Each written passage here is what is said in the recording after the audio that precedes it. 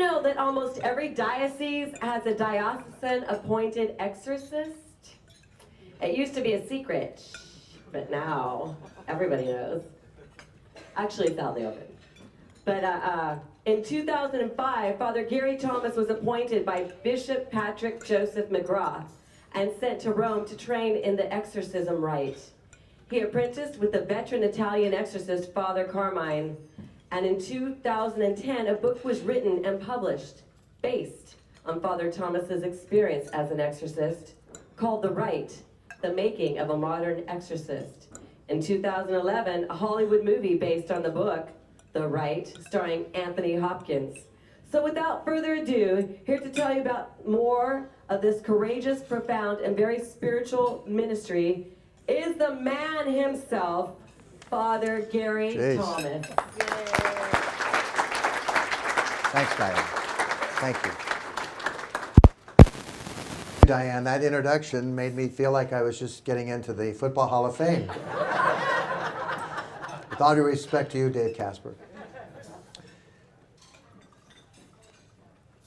I'm very, very grateful to be here. I'm very grateful to Tom and the board for inviting me back once again. I was here several years ago. I would just like to start the conversation off this morning with this declaration. Satan has been defeated. That's a very, I believe, very important declaration because it goes to the heart of what it means to be a Catholic Christian. You may have noticed this morning when we began the Mass and I said, let us mark ourselves, and then we made the sign of the cross. That's the normal way that I usually begin the Mass following the opening song if there's a Sunday Mass or even at our parish. I knew we were under a constraint this morning, but I usually always have a little song in a cappella. But I always begin in let us mark ourselves with the symbol of our salvation and then make the sign of the cross. Why? Because the cross reminds us that we're saved. And what are we saved from? And what are we saved for? The mission of Christ was to defeat Satan, sin, and death.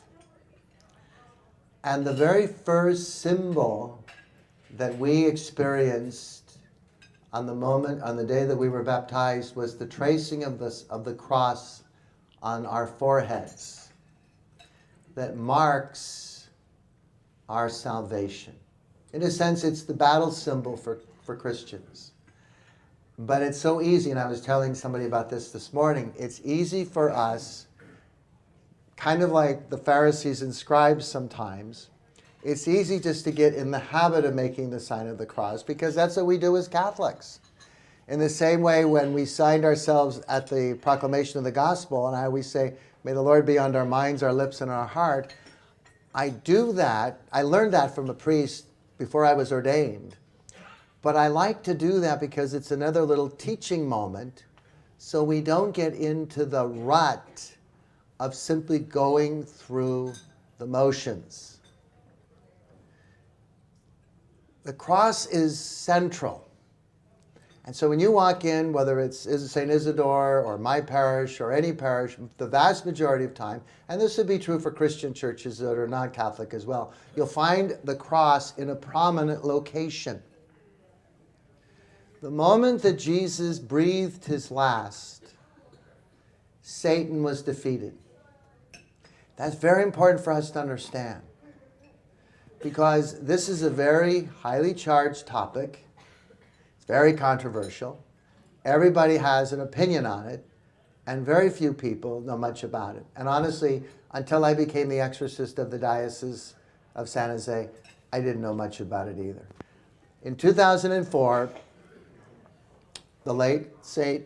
John Paul II issued a mandate through the Congregation of the Doctrine of the Faith, which was Cardinal Ratzinger's department, to mandate every bishop in the world to select a priest and train them to be an exorcist. And the reason for that was that the occult and the New Age were becoming epidemically practiced in Europe.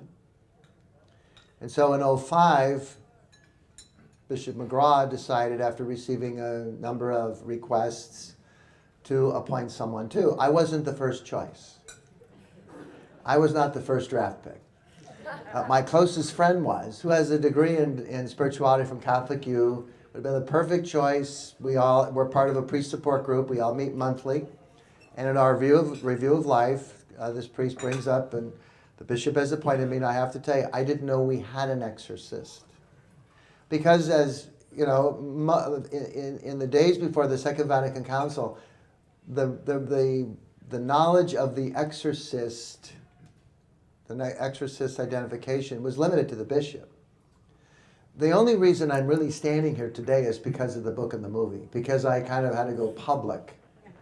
But normally, it is kind of, it's anonymous. Although when I took the course in Rome, and I told all the guys that I was with in my institute program that I was not going to be with them on Thursday mornings, a number of them came to me and kind of pulled me aside and said, you know, that's supposed to be a secret. So I called our bishop and said, is this supposed to be a secret? He said he didn't think so. But there are bishops in the United States who will not disclose the name of their exorcist. So when my friend just said, I can't do that, and mentioned it to us, I just simply naively said, but without regret, I could do that.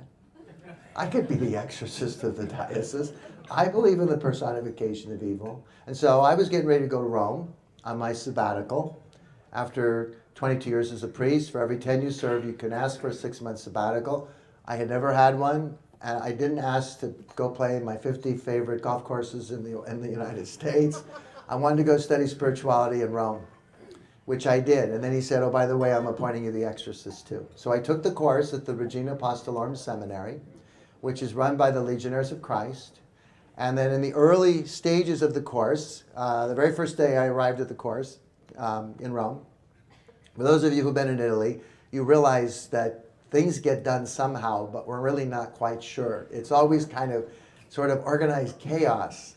So I arrived for the course. The priests are all Italian, and the women religious are all Africans. And there are 3 Americans, me, Matt Ballio, who wrote the book, who was just taking the course out of curiosity, and a third person who happened to be a Franciscan priest who unfortunately has since died. He was working as an apprentice under an exorcist, an 85-year-old priest in Rome. And so he would come to class on Thursday mornings and he would share all of these incredible stories. And I remember saying to Matt and to him, I got to go find an exorcist to work with. I don't have a clue how to do this. As you all know, you can take all the courses in the world you want, but unless you have some kind of practical experience, someone to help show you the way, very often those courses are very limited in what they can teach you. You know, theology is really the written down experience of our understanding of God. So our theological understanding of God wasn't that God said, here are the theological books, Peter, make sure that you guys learn how to do this.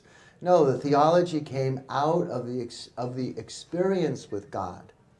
And so, as was mentioned before, I did find a priest. That was not easy. There are 9 exorcists in Rome. And I worked under Father Carmen de Fipolis for three and a half months, 3 hours a day, 3 days a week. So I saw about 80 exorcisms before I came back to the States, which was incredibly essential for me to be able to learn how to minister in this way. Since that time, at the time I was appointed, and the time that the movie came out, there were only 14 known exorcists in the country. There's not only 90 now, but there are 50 more priests who are going to start a course at the School of Exorcism at Mundelein Seminary in Rome, on the board of which I serve. We're starting in 2 weeks. This ministry is a ministry of healing. And I like to really stress that because I think so very often our image, our iconic image of exorcism is the 1972 movie, The Exorcist, which still, after all these years, still is sort of the American icon. And also, if you go to one of these movie-type themes, very often you get enamored with the drama. This is not about drama.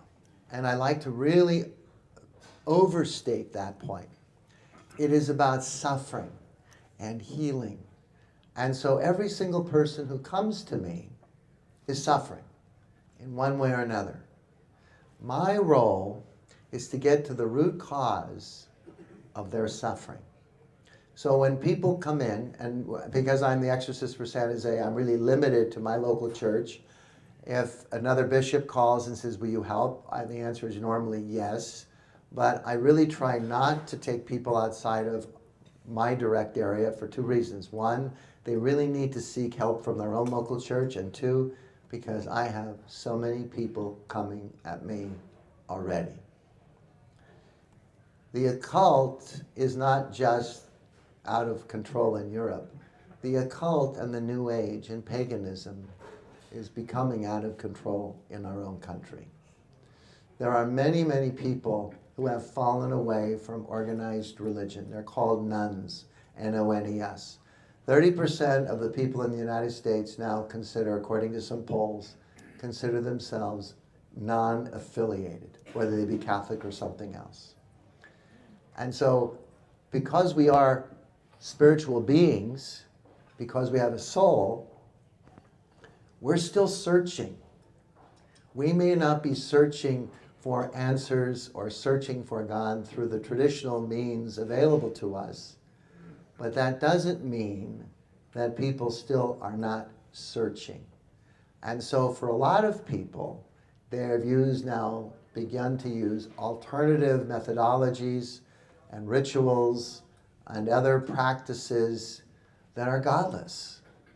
And so when people come in after we pray, then usually I'll begin the conversation by saying, what was the experience that was the tipping point in your decision to seek out an exorcist?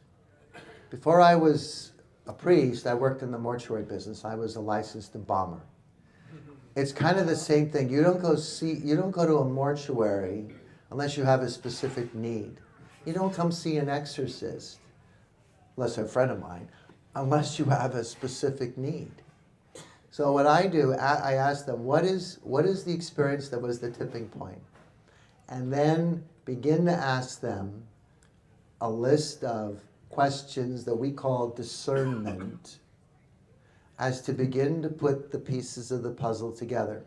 This work is like, and I don't like doing puzzles, this is like buying a box that has a puzzle in it, and you dump the puzzle on the table, and then you put the pieces together. Every person who comes has a different story.